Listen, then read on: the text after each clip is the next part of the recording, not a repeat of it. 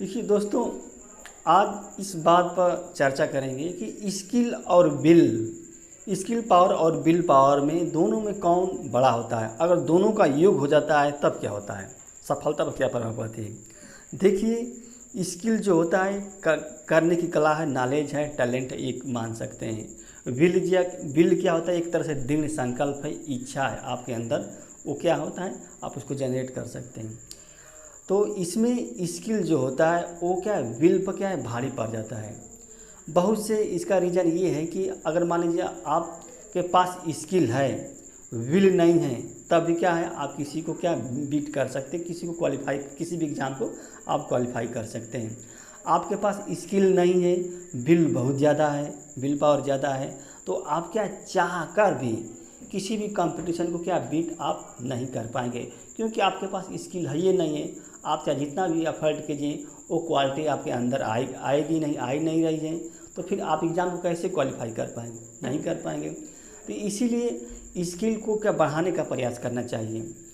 Bill पर भरोसा कम करने, लेकिन स्किल पर हमेशा ज़्यादा भरोसा करना चाहिए। आप देखे होंगे सिविल सर्विस एग्ज़ाम में जो साइंस बैकग्राउंड के बच्चे होते हैं, वो ना चाहते हुए भी, मतलब उनकी इच्छा ज़्यादा नहीं रहती है, वो क्या है तो क्वालिफाई कर लेते हैं। वहीं आर्ट ग्रुप के लड़के क्या शुरू से ही क्या सिविल सर्विस की तैयारी करते हैं और उनको बीट नहीं कर पाते हैं।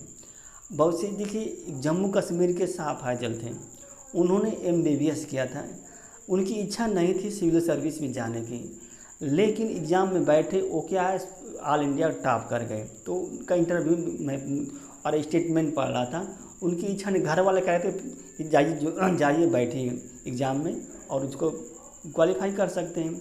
बाद में उन्होंने क्या जॉब से रिज़ाइन भी दे दिया अपना। तो उनके अंदर क्या था, स्किल थी लेकिन विल नहीं था, विल उतना नहीं था। वहीं आर्ट ग्रुप के बच्चे जो हैं दिन रात लगे रहते हैं, बहुत ही मेहनत करते हैं, विल उनके पास विल बहुत ज़्यादा रहता है, लेकिन स्किल क्या होते उतना नहीं रहता है। इसीलिए क्या है, वो क्वालिफाई नहीं कर पाते हैं। देखिए IIT के, नीट के, JEE के सब बच्चे हैं, आसानी से क्या है सिविल सर्विस में क्वालिफाई करेंगे। वहीं आर्ट ग्रुप के बच्चे हैं, उनको बहुत ही मशक्क़त। तो इसलिए आप जैसे हमारे किसी के जैसे, अगर आप हमारे पिताजी, मान लीजिए अपने पिताजी का एग्जाम्पल लेते हैं, हमारे पिताजी कितना हो विल पावर को डेवलप कर लेंगे, लेकिन वो मैथ के सवाल सॉल्व नहीं कर पाएंगे। जो व्यक्ति मैथ सवाल का, उसके मैथ का स्किल है ये नहीं है, तो आप कितना ही सकारात्मक हो जाए, कितना ही पॉजिटिव हो जाए, वो उस काम को कर ही नहीं पाएगा। तो इसीलिए क्या स्किल जो होता है विल पर बड़ा होता है।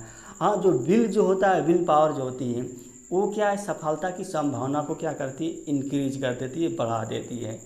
तो आपको क्या करना चाहिए, अगर मान लो स्किल है तो विल को भी बनाए रखना चाहिए। अगर दोनों को योग हो जाता है तो समझिए कि सफलता की संभावना बढ़ जाती है, सफलता बहुत लगभग आसानी से मिल जाती है। अगर स्किल देखिए, कहा जाता है कि स्किल तो जन्मजात भी होती है, यानी कि शुरू से बचपन पर ही स्किल होती है किसी को, यानी कि टैलेंट।